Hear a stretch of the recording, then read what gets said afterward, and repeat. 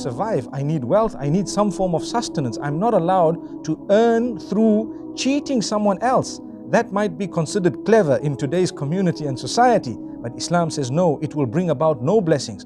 If you consume that which you think you've earned in a clever way, yet you had cheated someone in order to achieve that, remember, it will be null and void of any blessings, and it might bring about that which would be detrimental and destructive to you and your family.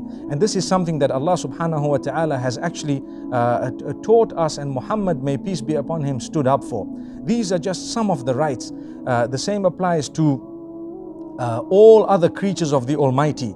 We are to treat them in a beautiful way, not to be destructive even to our ecosystem, not to be destructive even to those who do not follow the same faith as us. What is important also is a very great statement made by Muhammad, may peace be upon him, wherein he says, La Drara Wala Dirar. And that is something that shows us the reciprocation. It would mean that you will not harm and you will not be harmed, which means don't harm others, and others are not allowed to harm you as well. Obviously, this statement has a very broad meaning, but I've encapsulated it in something short.